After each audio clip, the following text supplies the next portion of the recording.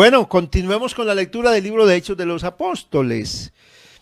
Hechos de los Apóstoles, capítulo número 1.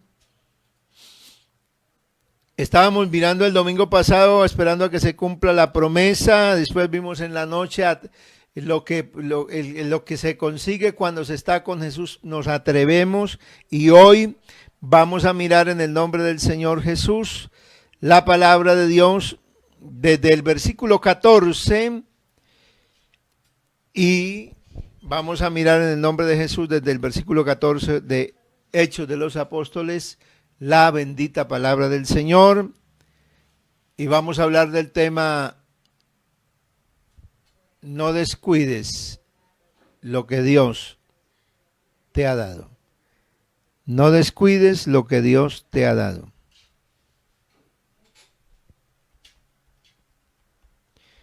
¿Estamos de acuerdo? Uno puede descuidar lo que Dios nos ha dado.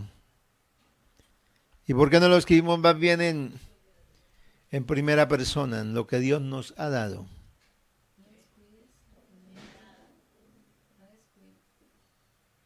No descuido, exactamente, no descuido lo que Dios me ha dado. Aquí me están ayudando con el título. Yo estaba mirando porque tengo varias cosas que hay en ese capítulo, pero me llama mucho la atención unos versos sobre todo, y qué bueno que podamos meditar en esta mañana en esto que el Señor nos ha bendecido de una manera especial. Dice a partir del versículo número 14, todos estos perseveraban unánimes en oración y ruego con las mujeres y con María la madre de Jesús y con sus hermanos. Versículo 13, versículo 14, 15 mejor. Es que tengo varios textos de otros capítulos ahí. En aquellos días Pedro se levantó en medio de sus hermanos y los reunidos eran como 120 en número y dijo: varones hermanos, era necesario que se cumpliese la escritura en que el Espíritu Santo habló antes por boca de David acerca de Judas, que fue guía de los que prendieron a Jesús y era contado con nosotros y tenía parte en este ministerio. Este pues con el salario de su iniquidad adquirió un campo y cayendo de cabeza se reventó por la mitad y todas sus entrañas se derramaron. Y fue notorio a todos los habitantes de Jerusalén de tal manera que aquel campo se llama en su propia lengua Acéldama, que quiere decir campo de sangre. Porque está escrito en el libro de los Salmos: sea hecha desierta su habitación y no haya quien more en ella y tome otro su oficio. Es necesario pues que de estos hombres que han quedado junto con nosotros todo el tiempo que el Señor Jesús entraba y salía entre nosotros, comenzando desde el bautismo de Juan hasta el día en que de entre nosotros fue recibido arriba, uno se ha hecho testigo con nosotros de su resurrección. Y señalaron a dos: a José llamado Barsabás, que tenía por sobrenombre Justo, y a Matías. Y orando dijeron: Señor, tú que conoces los corazones de todos, muestra cuál de estos has escogido para que tome parte de este ministerio y apostolado el que cayó Judas por transgresión, para irse a su propio lugar. Y les echaron suertes y la suerte cayó sobre Matías y fue contado con los 11 apóstoles. Amén. Vamos a orar. Les invito para que oremos y para que estemos atentos a la palabra de Dios en esta mañana. Soberano Dios, en el nombre de Cristo Jesús, mi Señor, yo te doy gracias por la iglesia, yo te doy gracias por los hermanos, yo te doy gracias, Señor, por el privilegio que me das de estar aquí para predicar la palabra de Dios. Oh Cristo de la gloria, permítenos que hoy con alegría, con libertad tengamos disposición, que haya un espíritu, oh Dios, de búsqueda de Dios, que haya un espíritu de disposición, de entrega ante la palabra del Señor, que estemos atentos en el nombre de Jesús. Amén y amén. Bueno, dice la palabra del Señor en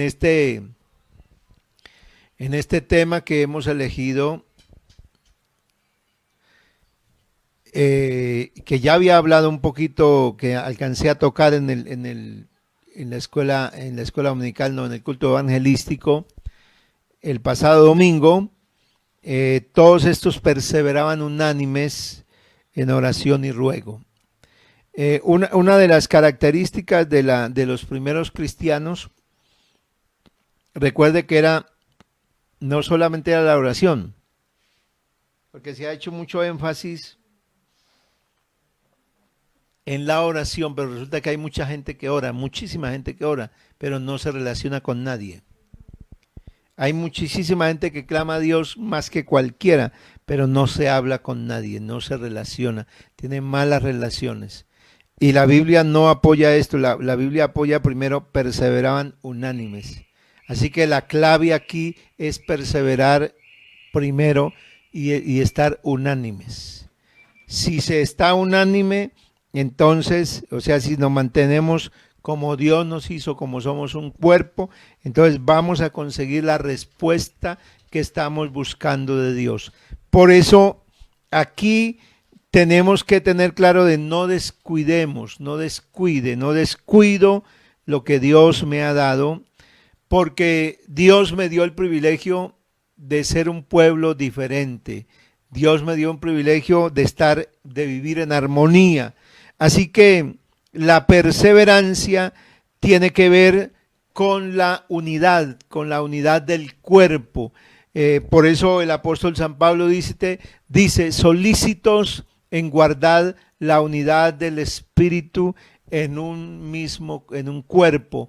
Así que cuando escribe Pablo a los Efesios en el capítulo 4, está hablando de algo que el creyente no puede perder en su vida y en su relación con el Señor, y es la solicitud. Yo ruego por las misericordias de Dios que andéis como es digno de la vocación con que fuisteis llamados, con toda humildad y mansedumbre, soportándoos con paciencia los unos a los otros. Efesios 4:2, y el versículo 3 dice, solícitos en guardar la unidad del espíritu en el vínculo de la paz. Así que aquí encontramos el principio que se estableció en Hechos de los Apóstoles, ese principio rector que es el que va a dirigir, que es el que va a direccionar la vida de la iglesia en su comienzo, en sus albores, en su momento de nacimiento como tal, como un pueblo. Es lo que vuelve el apóstol San Pablo a poner de relieve, y dice que deben ser solícitos en guardar la unidad del espíritu en el vínculo de la paz. Y entonces menciona que somos un cuerpo, que somos un espíritu, como fuimos también llamados en una misma esperanza de nuestra vocación, teniendo un solo Señor, teniendo una sola fe y teniendo un solo bautismo. Así que qué grato poder saber que los fundamentos que se establecieron, que nos da testimonio el libro de los Hechos de los Apóstoles, uno de los libros íconos y de historia del Nuevo Testamento, no se puede comparar con los evangelios, ya que los evangelios pues tienen historia, narran la historia del Señor y sus discípulos, sus milagros, pero los evangelios están en un contexto del Antiguo Testamento todavía. Todavía no empezaba como tal el nacimiento de la iglesia, del grupo como tal. Apenas estaba la formación de la iglesia con sus primeros creyentes y sus primeros discípulos que luego fueron llamados apóstoles. Pero el contexto de esos 4 libros de los evangelios es un contexto del Antiguo Testamento todavía. O sea que la gente estaba viviendo todavía bajo la ley, todavía estaba otra dispensación.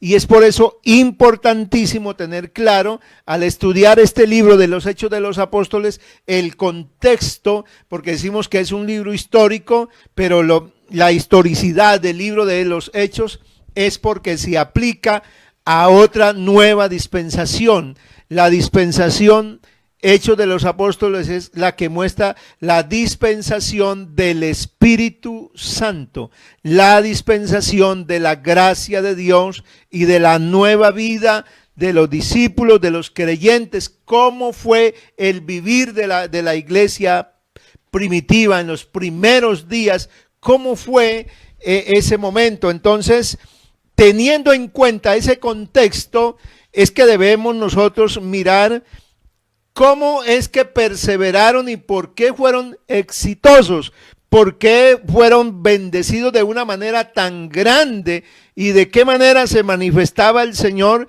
Y es que los ingredientes, y es que lo que aprendieron ellos, lo pusieron en práctica de ahí en adelante. Por eso la iglesia tiene como referencia, como fuente para su vida hoy en el siglo XXI. Estamos hablando del siglo XXI y esta es la iglesia del primer siglo.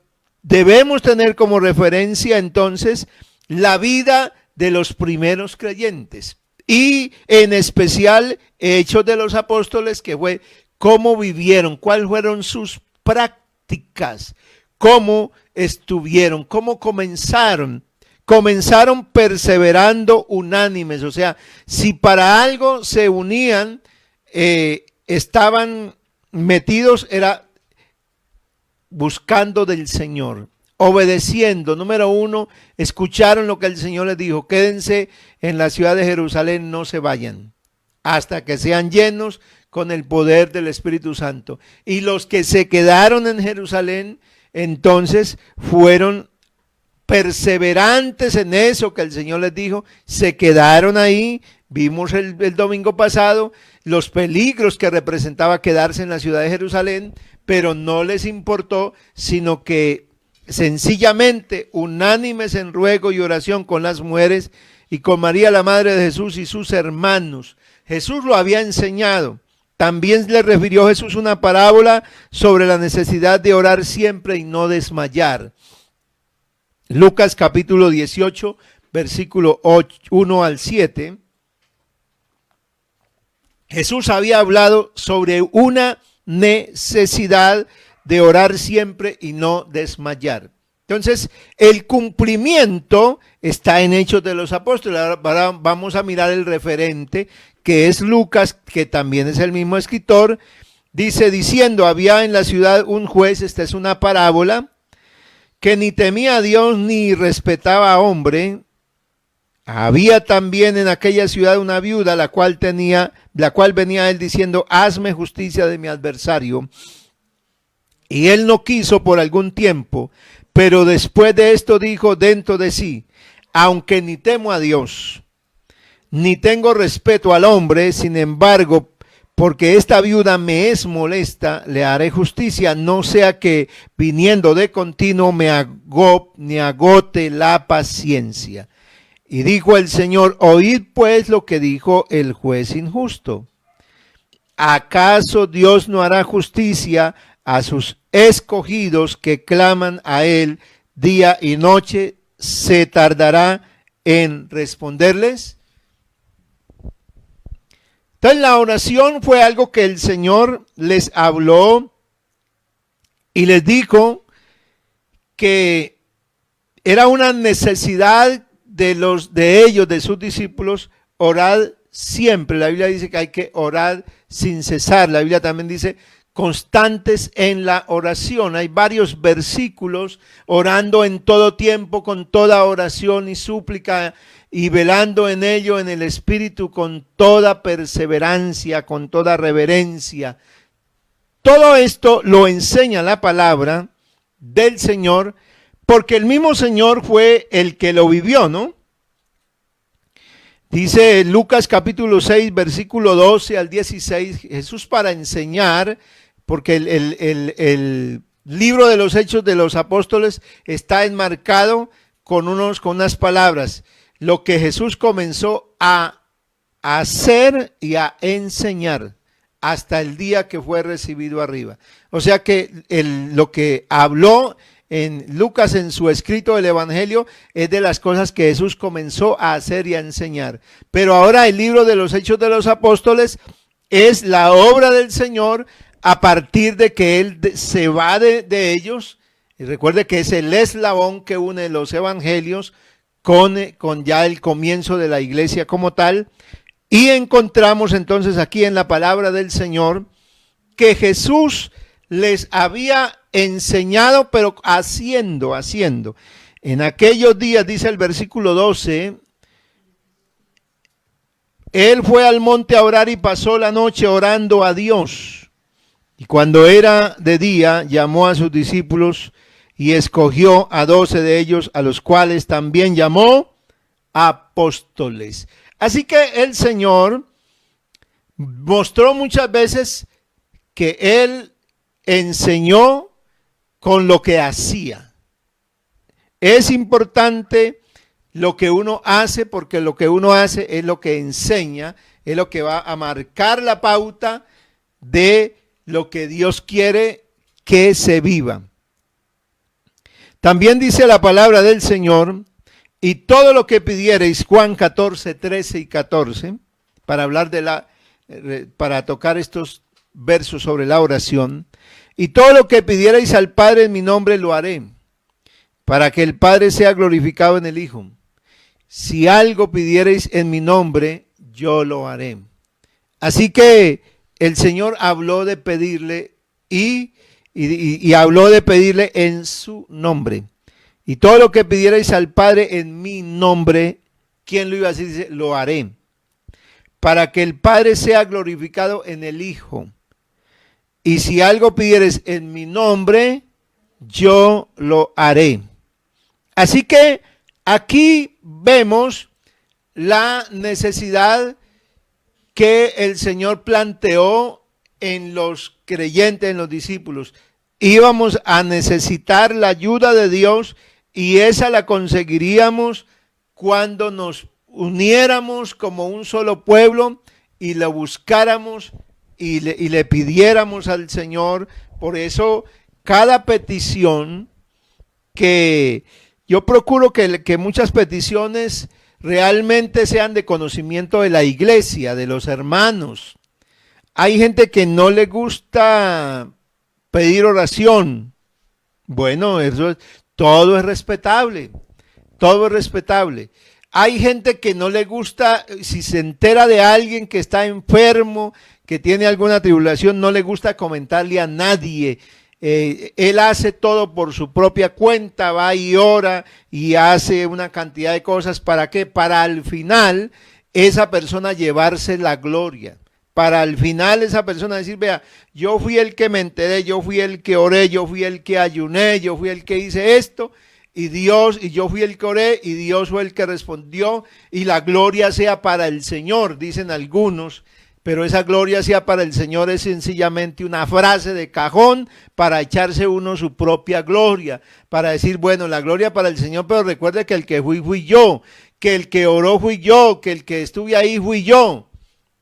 Pero qué lindo cuando el creyente aprende y aprendemos a vivir todos en unidad, que somos un pueblo, que cuando usted se entera de que alguien está enfermo, de que alguien está pasando por una situación, entonces usted no sea el héroe, sino que usted manifiesta esto ante la presencia de Dios, lo hace conocer al uno y al otro, por supuesto guardando la prudencia, porque hay peticiones que no se pueden exponer a la gente, que hay que tener el cuidado, porque se puede formar para otras cosas. Pero hay peticiones. Si hay un hermano enfermo, ¿será que esto no se puede hacer conocer de los otros hermanos para que todos estemos orando por él y para que cuando el Señor lo sane, de verdad se le dé la gloria a Dios y que de verdad no hay alguien por ahí que esté diciendo lo mismo de siempre, que la gloria sea para el Señor? En verdad, por eso hay que pedir a Dios, pero en unidad. La unidad no se puede perder a la hora de la búsqueda de Dios, a la hora de tener la presencia de Dios, porque si yo descuido esto que me ha dado el Señor, entonces pueden haber problemas, pueden venir las dificultades y pueden venir cosas que de verdad Dios no quiere que nosotros vivamos, pero la iglesia está llamada a vivir en unidad y perseverando en esa unidad.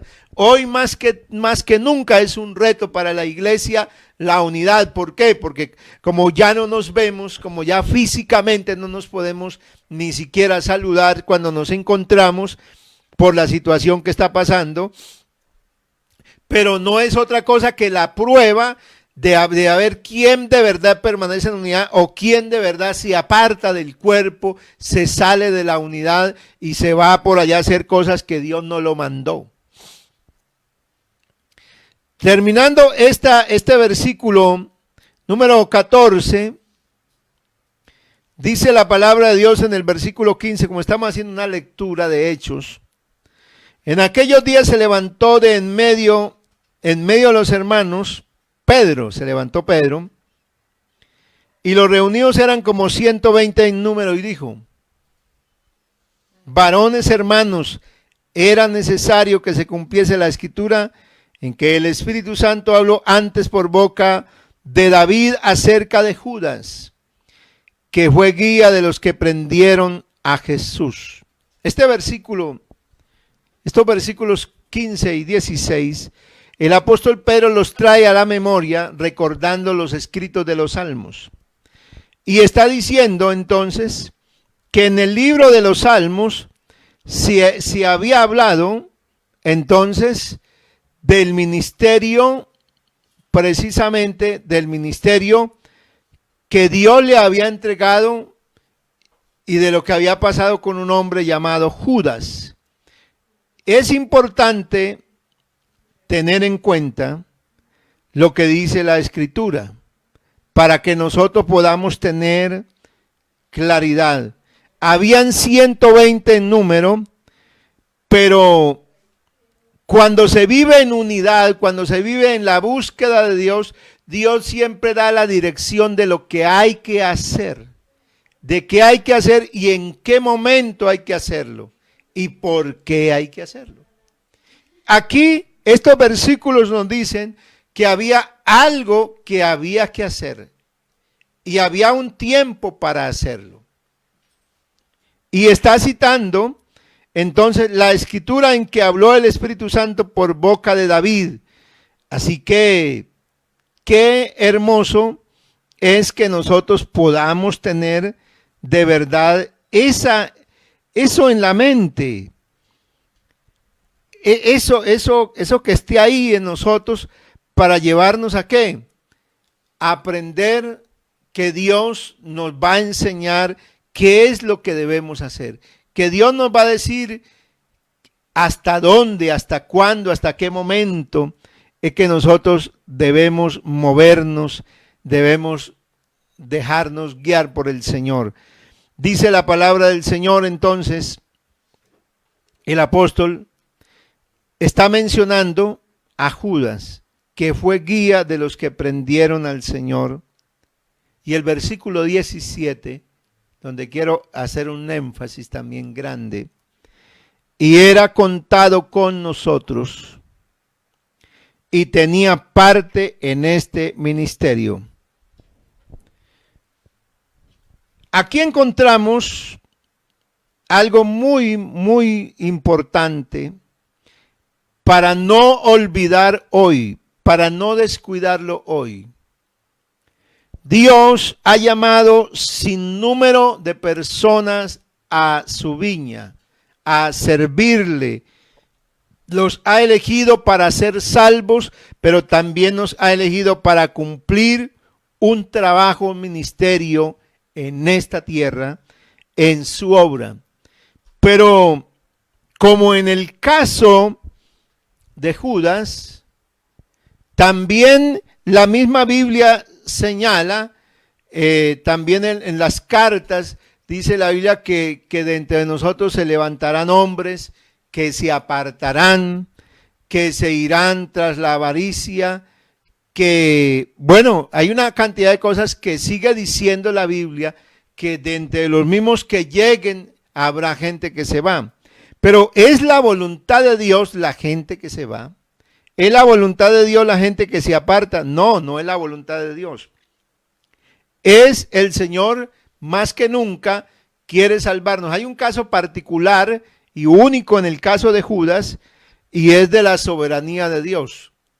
Pero el caso de Judas debe dejarnos a nosotros un ejemplo impresionante en la Biblia, y es que Pedro dice en el versículo 17, y era contado con nosotros. O sea que este no fue un accidente ahí, no fue puesto por, sino que era parte del grupo, era uno de los hombres que el Señor llamó, y es más, el que tenía una altísima responsabilidad porque era el que manejaba las finanzas del maestro. Recuerde que dice la Biblia que de María Magdalena echó 7 demonios y empieza a mencionar a otras mujeres y más mujeres, dice, las cuales le servían al Señor con sus bienes. Así que vemos que muchas de las mujeres de ahí del tiempo de Jesús aportaron económicamente al trabajo del ministerio de Jesús en su predicación y en su establecimiento del reino, pero quien manejó ese dinero fue Judas, y Dios, el Señor Jesús lo llamó, y Pedro resalta a esos 120 que están reunidos, él le resalta ya, han pasado ya el lapso de tiempo entre la resurrección y el Pentecostés, son 50 días, de la crucifixión, o sea, de la Pascua hasta la fiesta de Pentecostés, 50 días. Pero de esos 50 días, 40 días estuvo Jesús con sus discípulos después de resucitado. Así que hay un lapso de 10 días entre su ascensión, que el momento que desaparece, y la venida del Espíritu Santo. En esos 10 días es que Pedro habla con los 120 y especialmente con todos los que fueron seguidores del Señor, y les menciona quién fue Judas. O sea, subraya quién fue Judas, cuál fue el ministerio de quién era Judas, porque cualquiera podría en ese tiempo aborrecer a Judas por lo que hizo, porque Judas todos se enteraron de lo que hizo Judas, de que fue el traidor, de que fue la persona que vendió al Señor, que con un beso entregó al maestro. Así que Judas no tenía, de ahí en adelante perdió todo, y estando muerto nadie iba a hablar bien de Judas. A diferencia de los otros muertos, porque cuando una persona se muere se vuelve buena, de Judas no se podía decir mucho, pero Pedro sí dice algo. El apóstol Pedro dice, y era contado con nosotros. Así que él no dice, no, este fue uno que se nos metió aquí, que no sé qué tantas cosas, que nos coló, sino que dice que era contado con nosotros. Y para más dejar claridad dice, y tenía parte en este ministerio, Así que no era cualquiera, tenía parte en el ministerio que el Señor le había encargado a todos, pero Judas también entonces tenía parte en ese ministerio. Y que fue notorio, dice el verso 18, vamos a leer un poquito del contexto. Hechos 1:18. Este pues, con el salario de su iniquidad, adquirió un campo, y cayendo de cabeza se reventó por la mitad, y todas sus entrañas se derramaron. Hay un aparente conflicto bíblico en este capítulo, o en la declaración de Pedro, porque en los evangelios se narra, por ejemplo, Mateo, que Judas se ahorcó. y narra que fue y tiró la plata, fue y la tiró allá a los sacerdotes.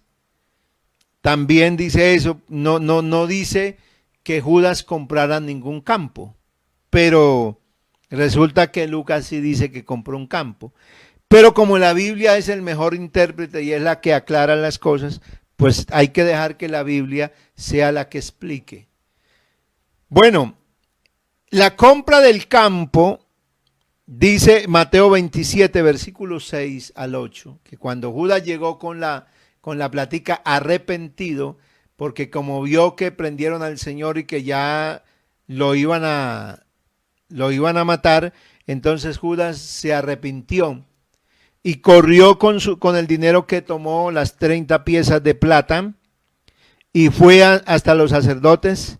Y dice el versículo 6 de Mateo: los principales sacerdotes, tomando las piezas de plata, dijeron: no es lícito echarlas en el tesoro de las ofrendas, porque es precio de sangre. Así que en Mateo está explicando 27, 6 al 8, y es importante que miremos esta escritura, porque es una explicación, porque la Biblia no se contradice.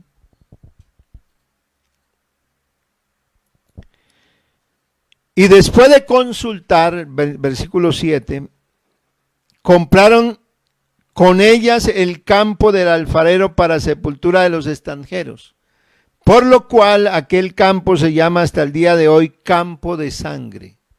Así que lo que Pedro hace referencia es que con eso se compró, pero no fue Judas el que lo compró, sino lo compraron los sacerdotes, fueron los que hicieron la compra. Y otra posible explicación es que al colgarse, pues se cayó, la cuerda donde estaba se cayó y se rompió. Entonces, ahí está la explicación en la Biblia. Pero lo que quiero que en esta mañana tengamos presente ahí en la retina, que no se nos vaya, es quién era Judas en el grupo de los 12, un hombre importante, una persona con un reconocimiento que no se lo hizo cualquiera, se lo hizo el mismo Señor Jesucristo. Le dio el reconocimiento de ¿qué? De ser un hombre que tenía capacidad ¿para qué? Tenía capacidad para administrar. Ahí estaba Mateo, que era un publicano, que era de esto de los recaudadores del impuesto. Entonces, no fue él el elegido, pero fue elegido Judas. Quiere decir que Judas tenía capacidades para manejar las finanzas. Pero ¿qué pasó con Judas? La Biblia me habla de que cuando el Señor les dio autoridad a los 12 para ir a reprender los espíritus, la Biblia habla de que tenía autoridad y les dio autoridad para echar fuera demonios y para sanar enfermos, y los envió de 2 en 2. Y en ese envío de 2 en 2, entonces también la Biblia habla del regreso. Dice, la Biblia habla de que regresaron contentos, regresaron felices, viendo las señales y hablándole al Señor, que aún los demonios se le sujetaban en el nombre del Señor. Bueno, hubiera una cantidad de cosas sencillamente extraordinarias que sucedieron con los 12. La pregunta es, ¿eso sucedería también con Judas? O sea, ¿sería que Judas también recibió poder? Claro que sí. La Biblia habla en el sentido general de que los 12, habla de la misión de los 12 y habla de la misión de los 70. Que los 12 entonces recibieron ese poder. Les dice Jesús en el capítulo número 10 de Mateo, que lo vimos hace unos 3 domingos o 4 domingos atrás que estábamos estudiando. A estos 12 envió el versículo 5, 10:5. A estos 12 envió Jesús después de instruirlos. No vayáis por camino de gentiles, no entréis. Sanad enfermos, resucitad muertos, limpiad leprosos, expulsad demonios, de gracia recibisteis. Verso 8, estoy leyendo ahí un poco resumido y saltando. Aquí entonces encontramos que a los 12 les dio autoridad. A los 12. Ahí estaba, cuando Pedro dice, era contado entre nosotros y hacía parte de este ministerio, es porque así lo era. Judas hacía parte y tenía parte en ese ministerio grandioso que el Señor le dio.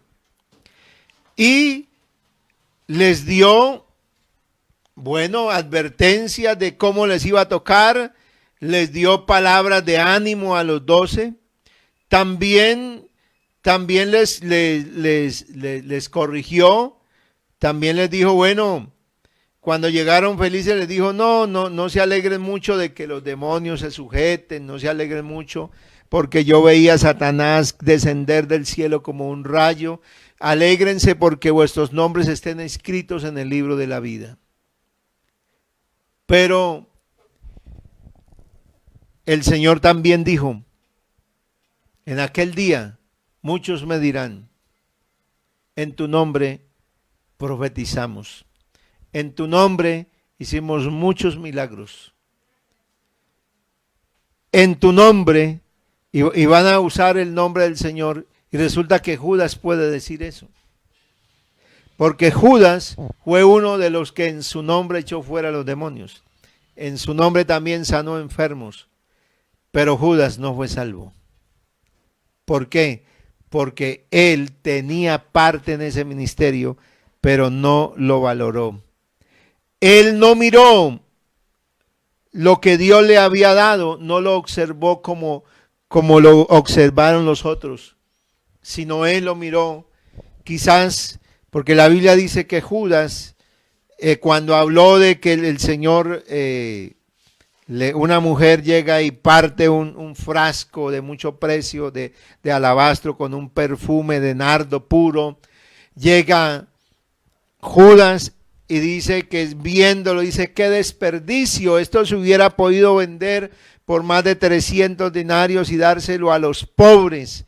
Pero la Biblia también dice que Judas no dijo esto porque se cuidara de los pobres, sino porque era ladrón y sustraía de la bolsa. Así que para Judas se le convirtió en una vida de comodidad, en un estilo de vida, estar al lado de Jesús, porque había gente que daba plata para ofrendaba, y Judas lo que hacía era sacarse y guardarse la platica. Y él empezó a poner, se descuidó, no miró lo que Dios le había dado, no lo valoró de ninguna manera. Hoy en día puede pasar con algunas personas lo mismo. Han llegado a la iglesia del Señor, Dios les ha hecho un llamado especial. Dios los ha traído con llamamiento santo. ¿Para qué? Para que permanezcan, para que le sirvan a Dios. Pero puede ser que hoy alguien se descuide también. Alguien empiece a quedarse mirando solamente las bendiciones. Porque mucha gente habla y a uno le da tristeza de las personas que hablan de las bendiciones de Dios, pero las bendiciones de Dios son cuando vienen bienes materiales, económicos, cuando vienen ascensos en su transcurrir como empleado, cuando vienen todas estas cosas, reconocimientos. Entonces dice, uy, qué bendición, qué bendición.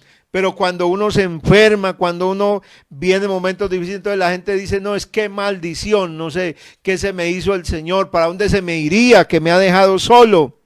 Porque a veces la bendición solamente para algunos creyentes está limitada ¿a qué?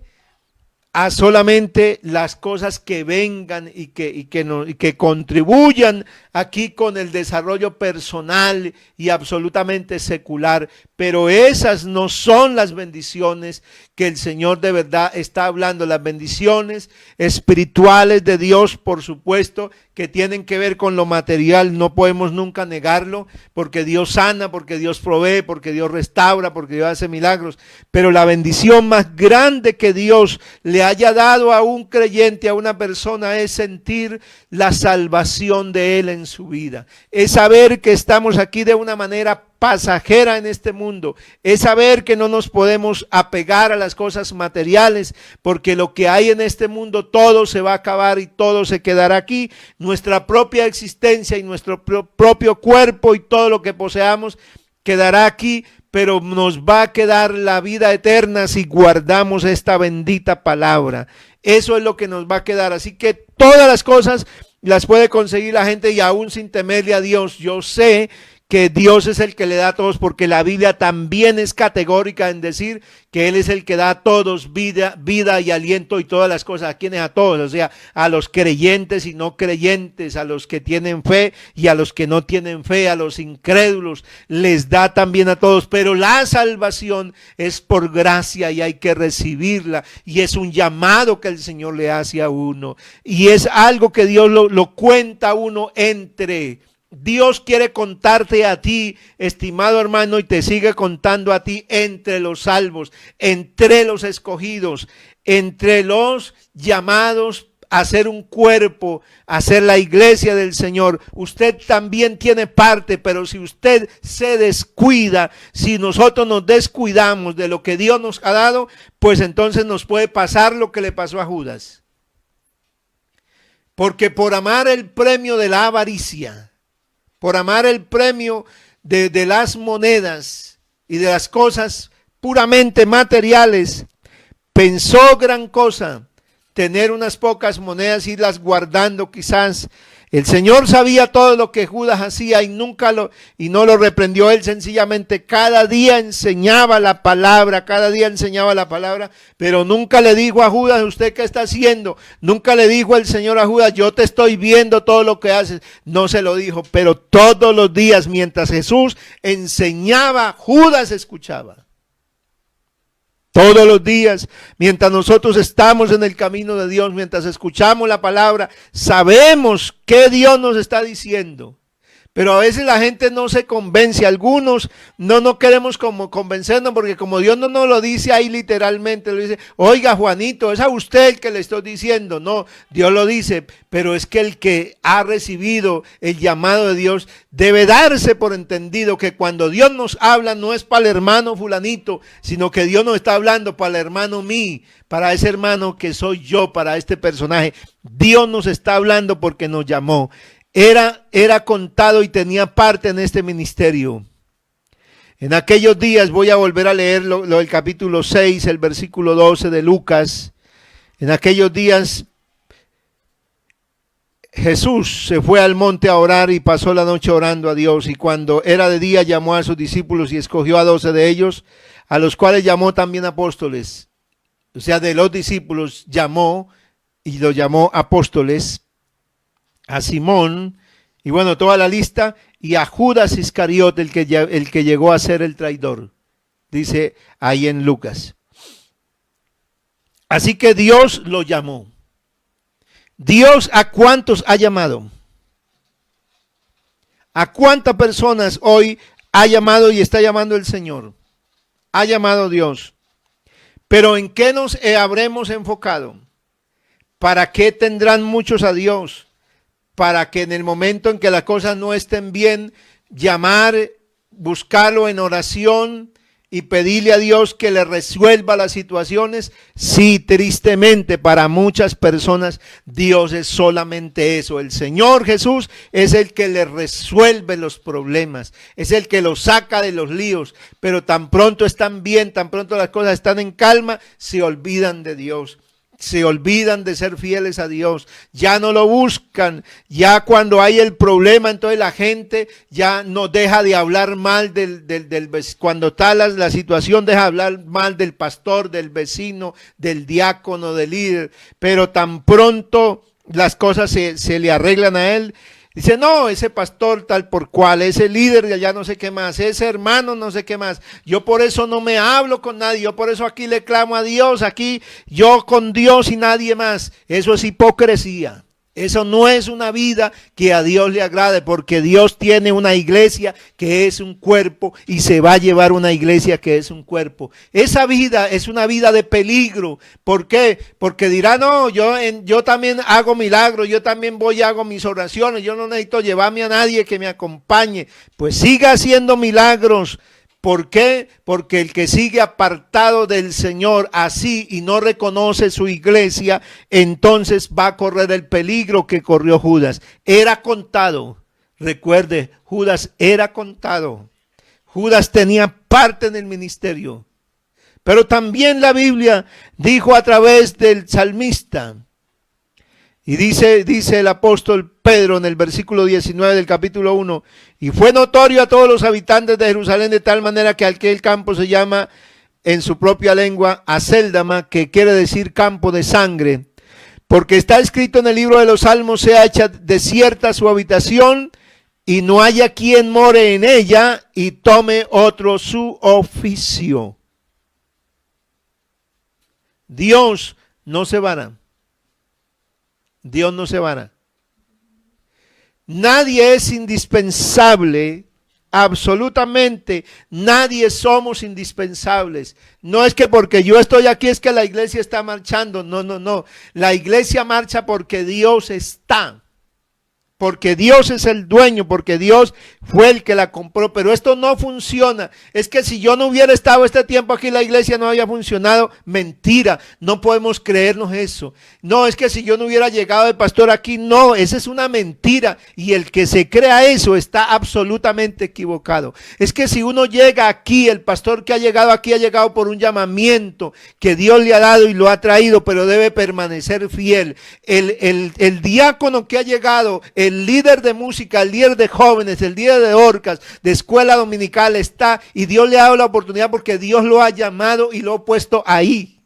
Bendito sea el Señor, pero no es porque Él, no es por las capacidades, ni por la fuerza, ni por la inteligencia, ni nada, ni por los títulos, porque con todos los títulos que tengamos, sí nos ayudan y por supuesto son herramientas y no los condeno de ninguna manera, porque yo mismo me trato de capacitar, pero no es lo principal de la vida con Dios y del ministerio y del llamado. Lo principal es que yo sea observador de la palabra, que yo camine con el Señor, que yo le sirva a Dios, que yo tenga en cuenta que soy contado con ese grupo. ¿Cuál era ese grupo? Pues los galileos, la gente de menos importancia, de menos relevancia.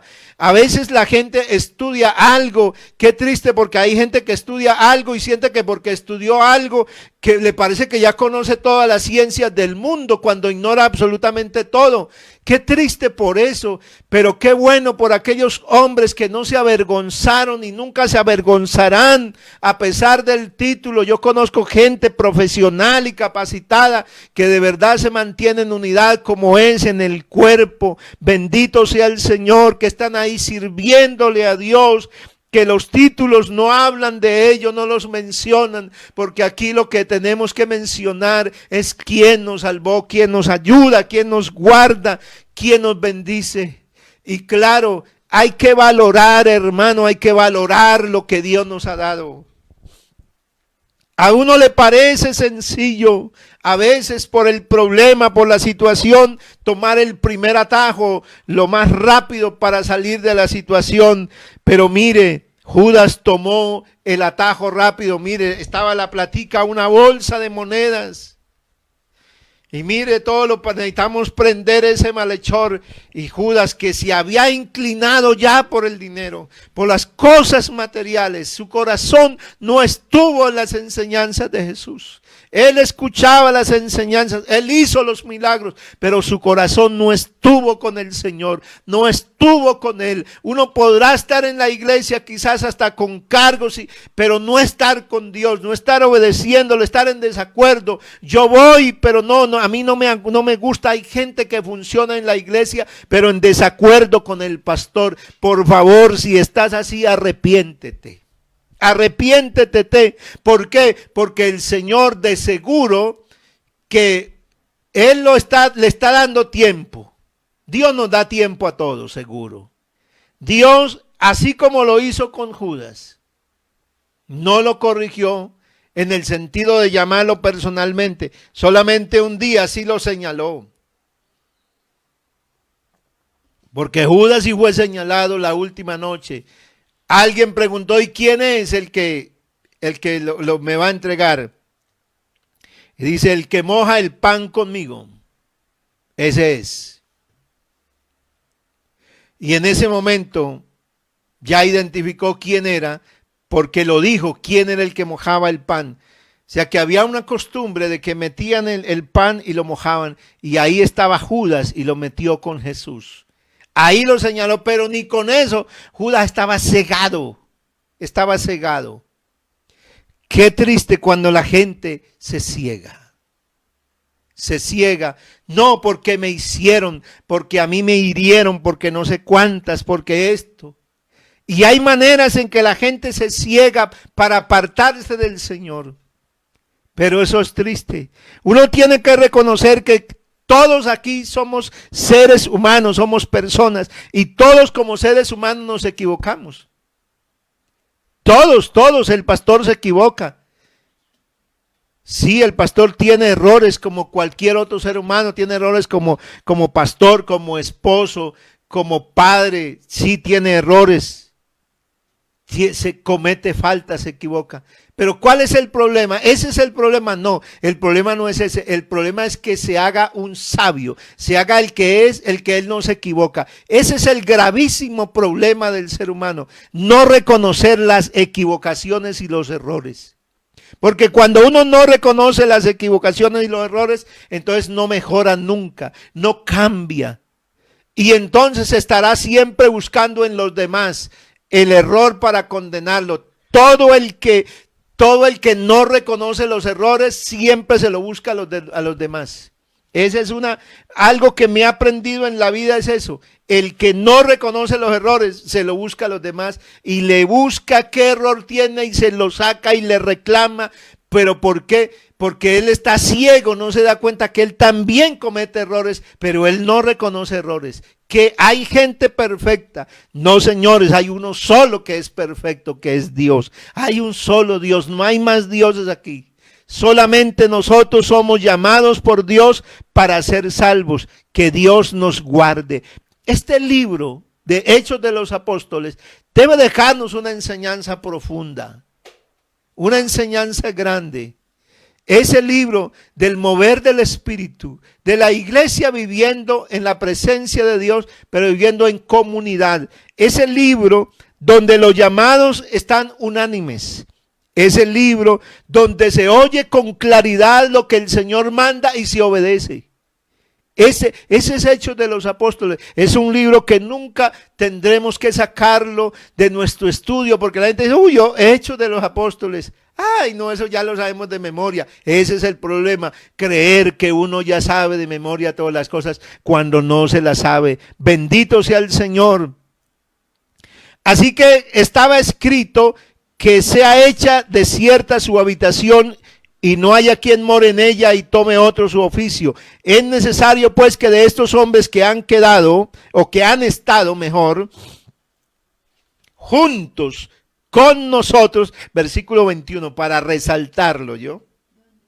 Hechos 1:21. Es necesario que de estos hombres que han estado juntos con nosotros, todo el tiempo que el Señor Jesús entraba y salía entre nosotros, ¿a quién Dios llama para cumplir un trabajo? Para cumplir un ministerio. Vea, esto no es capricho, hermano. Tenemos gente, por ejemplo, recién bautizada. Y quiero decirle de aquí una vez y recalcarle a los líderes y a los servidores que tienen aquí cargos, no me pongan a gente a servir que todavía no ha sido llamada para tener un cargo. ¿Por qué? Porque si Jesús se preocupó por tener un poco de servidores, de discípulos, y de eso escogió a 12 y los tuvo en más de 3 años enseñándoles, y todavía no le bastó con 3 años, sino que todavía estuvo 40 días enseñándoles y dándoles mandamientos por el Espíritu Santo. Entonces, ¿será que lo que está escrito en la Biblia es para que se ponga en práctica o es que no es así? Pero hay gente haciendo cosas que la Biblia no enseña, que la Biblia no manda. ¿Y cómo fue que se consiguieron el sustituto para Judas? Porque el Espíritu Santo dijo que había que buscarle el puesto, porque ese era un ministerio que Dios le dio y que la iglesia comenzaría con esos 12 y tendría que, ese era el pilar de la iglesia, el fundamento. Con 12 tenía que seguir la iglesia. Entonces, por eso el apóstol dice, es necesario, es una necesidad que de estos hombres que han estado juntos con nosotros todo el tiempo que el Señor Jesús entraba y salía entre nosotros. Por eso el que Dios llama tiene que quedarse en la iglesia. Usted quiere que Dios te bendiga, que Dios haga milagros y maravillas, tiene que quedarse en la iglesia. ¿Cuánto? Todo el tiempo. Todo el tiempo. No es que usted se queda 3 meses en la iglesia bien y 3 meses está regular y otros 3 meses y un mes bien y otro mes mal y otro mes apartado haciendo diabluras. No, señor, es que te quedes todo el tiempo. Hay gente que se queda, se consagra una semana y una semana ya quiere predicar, ya quiere hacer una cantidad de cosas y dura un mes o más descarriado y vuelve otra vez. No, así no es. Así no es con Dios, así no enseña la Biblia. La Biblia me enseña otra cosa. Yo tengo que predicar lo que dice la Biblia, no lo que dice una organización. No. Ahorita hay cantidad de pastores, hay gente por allá, hay denominaciones que se han armado también de nosotros. Y a una persona que sale por ahí y dice, véngase, vea, allá no lo quieren a usted, allá no lo usan a usted, véngase que aquí lo usamos. Y de una vez se llega allá, va enojado con los hermanos, va enojado con todo el mundo y allá ya lo encuentra uno. Yo ya los veo por redes sociales adorando a Dios. ¡Qué mentira! Falsedad. Porque a Dios no se le puede engañar. De lo que el hombre sembrare, de eso también recogerá.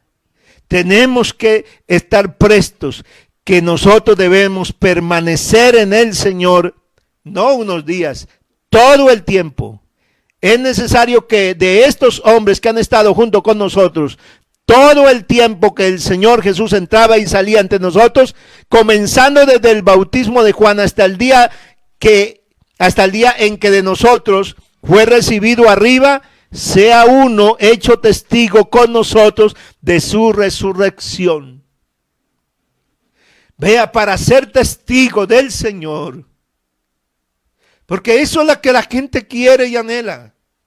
Yo quisiera ser testigo. Yo quisiera que me dieran la oportunidad a mí de servirle. Porque es que el que le sirve es un testimonio. Pero resulta que servir es morirse. Recuerda que ese testimonio, y seréis testigos, es mártir. Es que te tienes que morir. Es que me tengo que morir para el mundo. Es que tengo que morirme para ser un testigo. Pero ese es el precio que no se quiere pagar.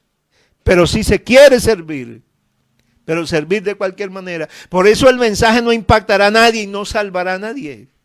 Porque Dios está buscando una iglesia y está llamando gente para el reino de los cielos, no para tener aquí gente conformada con cosas. No, porque para eso hay una cantidad de religiones que tienen a la gente entretenida con una cantidad de cosas que los hombres han propuesto.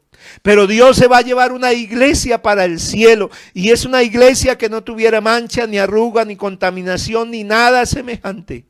Así que Dios nos está buscando. Y Dios quiere que alguien sea testigo de la obra del Señor, de las cosas de Dios. Pero ¿cómo tú vas a ser un testigo? Quédate siempre en la iglesia, no te vayas. Quédate ahí, no te arranques del cuerpo, no desprecies, no descuides lo que Dios te dio, porque usted, si Dios lo ha llamado, hay gente que está en la iglesia que tiene dones. Los dones del Espíritu Santo se los dio. Mire, los discípulos tenían dones de sanidad. ¿Desde cuándo? Desde que comenzaron, los discípulos ya habían recibido poder para sanar enfermos, para resucitar muertos, ya los tenían desde cuando comenzaron. Pero el Señor los dejó que se fueran. No, un día les mostró, le dijo, vayan y hagan esto. Y ellos fueron e hicieron lo que el Señor les mandó. Pero el que siguió haciendo la obra fue Él. Y solamente hasta que el Señor resucitó entre los muertos fue que les dio la orden de ir a predicar el evangelio, de ir a bautizar, y era que ellos tenían que comenzar su ministerio. Pero los dones los tenían ya desde atrás, ya habían recibido, ya sabían que era la autoridad. Pero Dios tuvo que tenerlos ahí, formarlos, capacitarlos. Y ahora los mismos apóstoles se dan cuenta que quien va a sustituir a Judas debe ser alguien que ya estuvo con ellos y no unos días. No este que llegó aquí y está moviéndose para aquí, para allá y que dice para las que sea. No. Es alguien que haya sido testigo, alguien que los haya acompañado, y señalaron a dos, a Barsabás, que tenía por sobrenombre Justo, y a Matías. Y orando dijeron, Señor, tú que conoces los corazones de todos, muestra cuál de estos dos has escogido para que tome parte, versículo 25, para que tome parte de este ministerio y apostolado. No era cualquier cosa lo que tenía Judas. Ministerio y apostolado de que cayó Judas por transgresión, para irse a su propio lugar. Yo creo que Dios algo nos ha dicho, algo nos ha enseñado en esta mañana. No sé si alguien no está valorando lo que Dios le ha dado. Pero recuerde que aquel día muchos dirán en tu nombre, pero eso no vale. El Señor dice, apartaos de mí, hacedores de maldad. A Dios no le vale la gente con los milagros, a Dios le vale la gente que obedece a su palabra. Aquí hay un hecho, y es que el evangelio, aquí en esta partecita para ir concluyendo, hay revelación. La revelación de Dios es progresiva. Aquí echaron suertes para que el Señor mostrara entre cuáles era que había elegido. Porque todavía no se había derramado, escúcheme bien, el contexto, estamos leyendo el contexto. Todavía no se había derramado el Espíritu Santo.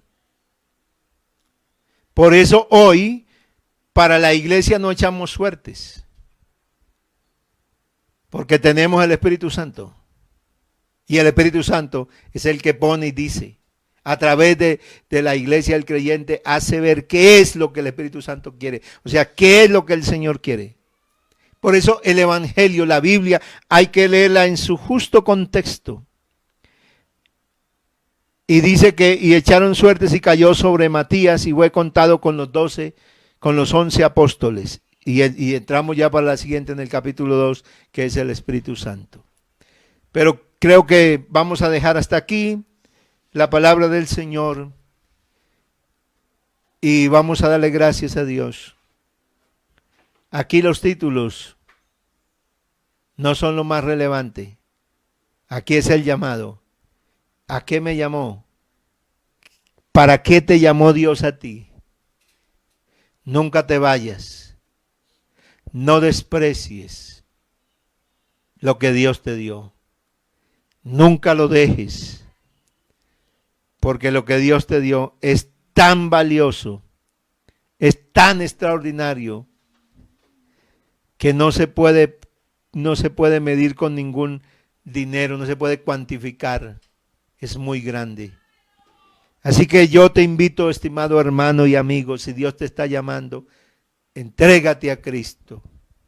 Si usted ha vivido una vida así que le sirve a Dios un rato y después otra vez está mal, arrepiéntete. Y busca a Dios de verdad de todo corazón. Órale al Señor. Escuche su bendita palabra. Deje que Dios obre. Y verá que Dios te va a usar de una manera gloriosa. Y usted estará contado de lo que tiene ese ministerio. Qué lindo es ser parte de este ministerio. Qué lindo es estar contado. Qué lindo que digan, elijamos a este porque este ha estado ahí, sirviéndole a Dios. Ha estado siempre ahí. Dios escogerá al que ha estado siempre ahí, sirviéndole para que haga un trabajo grandiosísimo de testimonio. Soberano Señor, gracias te damos, Padre Celestial, por la palabra. Gracias, Señor, te doy por la palabra que nos ha edificado en esta mañana. Oh Dios de la gloria, en el nombre de Jesucristo el Señor. Te bendigo, Dios del cielo, te doy las gracias porque tú has hecho grandes maravillas, porque tú has hecho grandes señales, porque tú has hecho grandes prodigios. Oh Señor mío, tú eres bueno y tu misericordia es para siempre. Señor de la gloria, yo te doy gracias por cada hermano y amigo que está formándose en la iglesia del Señor. Yo te doy gracias, Dios, porque la iglesia es el objeto del amor de Dios, de la misericordia, de la redención tuya, del precio que pagaste. Señor, permítenos valorar y no descuidar lo que hemos recibido de Dios. Que pueda la iglesia, que pueda cada hermano, joven, adolescente, oh Dios, vivir en agradecimiento, en reconocimiento a Dios, que es lo más lindo, es lo más grande que nos ha pasado en la vida. Señor Jesucristo, gracias por